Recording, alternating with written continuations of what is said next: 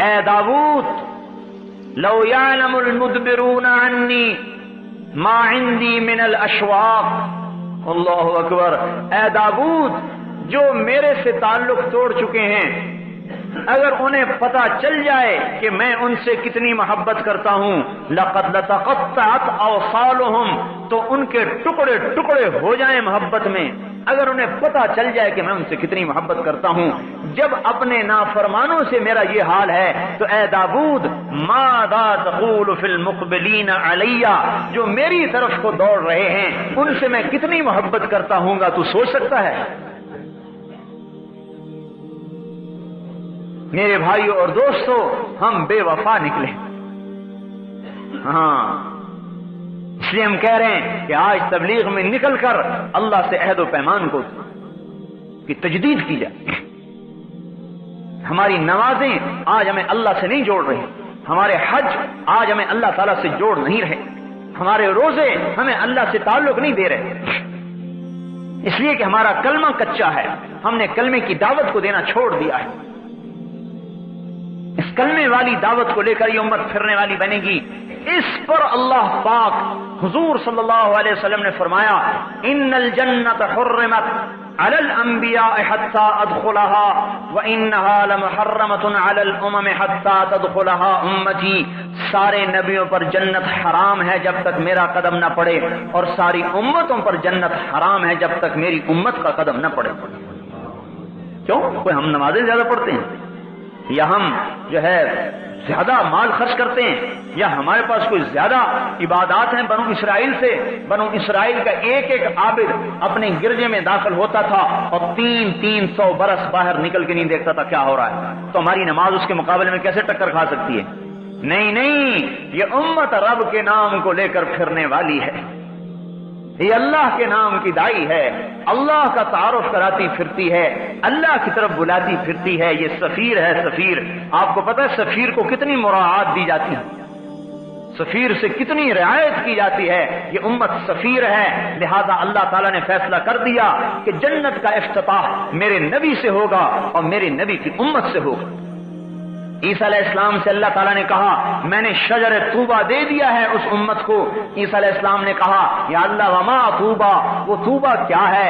اللہ نے فرمایا غرسن غرستھا بیدیا، طوبہ وہ درخت ہے جسے میں نے اپنے ہاتھ سے لگایا ہے، اس کا تنا سونے کا، اسفلھا من ذھب اعلیھا من جوہر، نیچے سونا اوپر جواہر، مکلد بالدر والیاقوت، موتی یاقوت اس میں ٹانگے ہیں، سمغھا زنجبیل وعسل، اس کی گوند شہد اور زنجبیل، افنانھا سندس و استبرق، اس کے خوشوں میں سے ریشم کے جوڑے نکلتے ہیں، باریک ریشم کے جوڑے اور گہرے ریشم کے جوڑے، ویخرج من اصلھا ثلاثۃ عیون، اور اس کی جڑ میں سے 3 چشمے نکالے ہیں، المعین قاسم من معین لا يصدعون عنها ولا ينزفون، وہ معین کا چشمہ جسے تو پینے والا ہے پیے گا تو تجھے سرور تو ہوگا، نشہ نہیں ہوگا، تجھے لذت تو آئے گی، سر میں درد نہیں ہوگا۔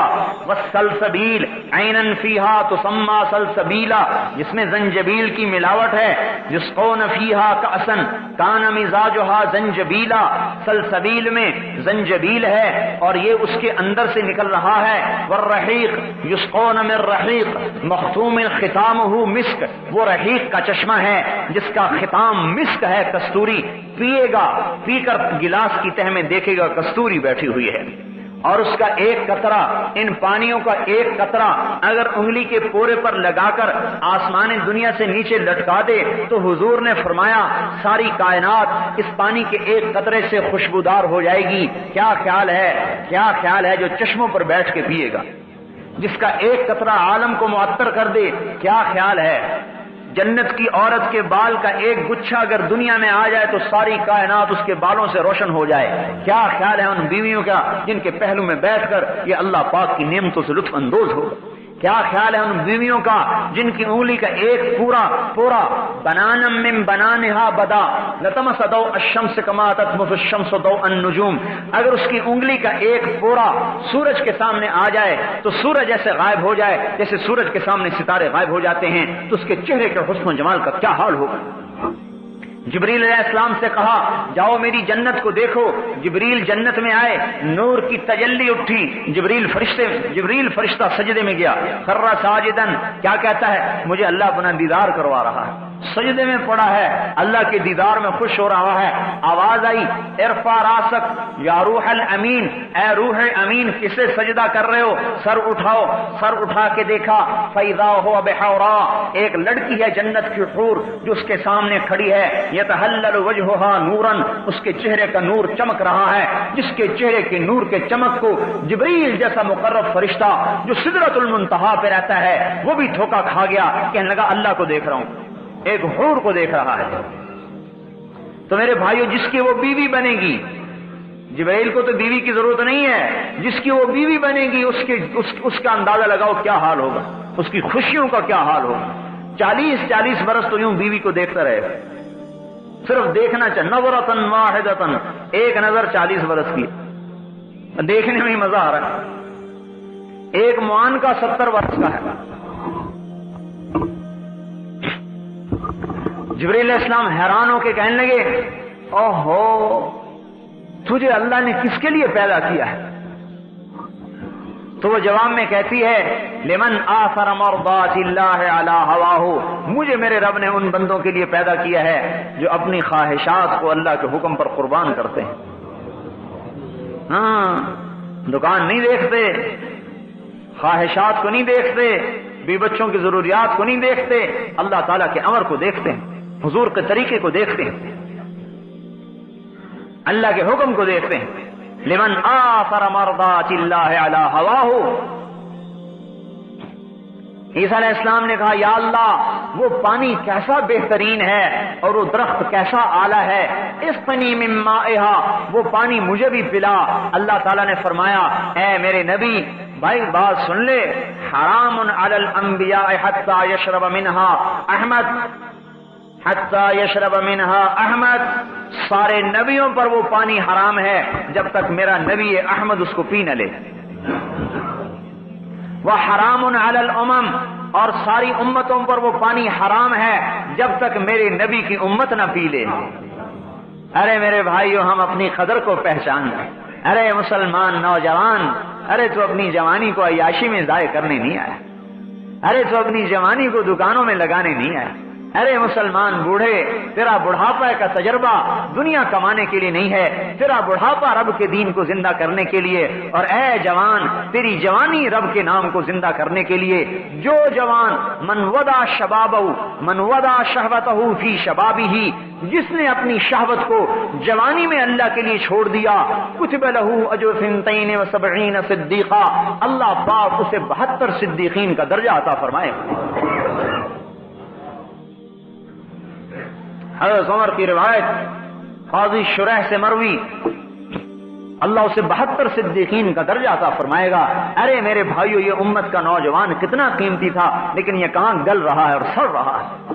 ہم کہہ رہے ہیں نکلو گھروں سے, دکانوں سے, تجارتوں سے, پھرو اللہ کے نام پر, کلمے کی آواز لگاؤ, کلمے کو سیکھو میرے بھائیو.